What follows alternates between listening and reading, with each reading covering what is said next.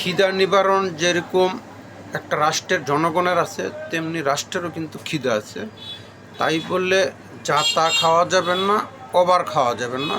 মানুষ যেরকম উল্টাপাল্টা বাজে জিনিস কিংবা ওভার খেয়ে ফেললে বদহজম হয়, রাষ্ট্রেরও কিন্তু অতিরিক্ত খাবার খেয়ে ফেললে, যা তা খেয়ে ফেললে কিন্তু বদহজম হবে।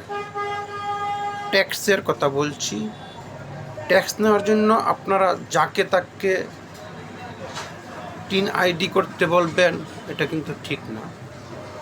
একজন ব্যাংক অ্যাকাউন্ট করতে যাবে, তার আয় কত এটা আপনারা না দেখে শুধু টিন করতে বললেন।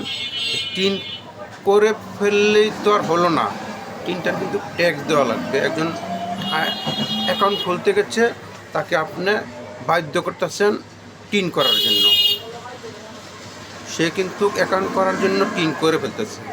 পরবর্তীতে টিনের কি হবে না হবে এটা কিন্তু বিষয় না। একজন জায়গা খারিজ করতে যাইবে, একজন এক কাটা আছে, আধা কাটা আছে, তার জায়গাটা তার খারিজ করা লাগে, তাকেও আপনারা বাধ্য করবেন টিন করার জন্য। তার কি ইনকাম আছে? একজন জায়গা বিক্রি করতে যাইবে, তার নিঃস্ব জায়গা নাই বললে চললে, তার ঋণ পিন আছে, হয়তো বা জায়গাটা বিক্রি করলে ঋণ দিবে, তাকেও আপনি টিন করতে বাধ্য করতেছেন। একটা কাজ করেন, বাচ্চা হওয়ার পরে নিবন্ধন করতে যাইবে, তখন টিন করতে বাধ্যতামূলক টিন করান, কারণ নিবন্ধন তো করাই লাগে। তখন যদি টিনটা করে রাখেন, তাহলে কিন্তু সব জনগণের টিন হয়ে যাবে। এত খামখাম করেন না। আপনাদের বউরা গুলশান ডিসিসি মার্কেট থেকে বাংলা পণ্য তো কিনেই না, ডিসিসি মার্কেট ছাড়া, এবং দেশি পণ্য কিনে না, প্লাস ইন্ডিয়ান পণ্য কেনেন না, ইউরোপ, আমেরিকা, কানাডার পণ্য ছাড়া আপনারা ব্যবহার করেন না। এইটির উপরে ট্যাক্স ধরেন। একজন সাধারণ জনগণ 50,000 টাকা এমনই একটা সাধারণ নর্মালি ফ্লেক্সি লোডের দোকান দেবে, তাকে আপনি বাধ্য করতেছেন টিন করার জন্য। টিন দেওয়ার উপযোগী কারা?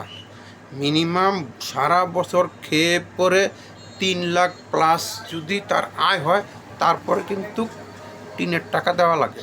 তাহলে আপনি যে তাকে টিন করাইতেছেন, সে তো না বুঝে করতেছে।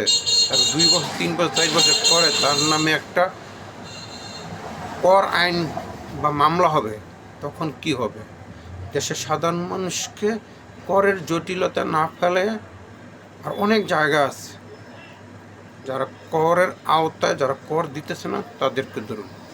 মাঝে মাঝে জিনিস না খেয়ে, আর যাদেরকে এই প্রশাসনিক কাজে বসাইছেন, তারা কিন্তু অ্যাকচুয়ালি বোঝে না। যে কাজ না বোঝে তাকে সেই জায়গায় না দেওয়াই ভালো।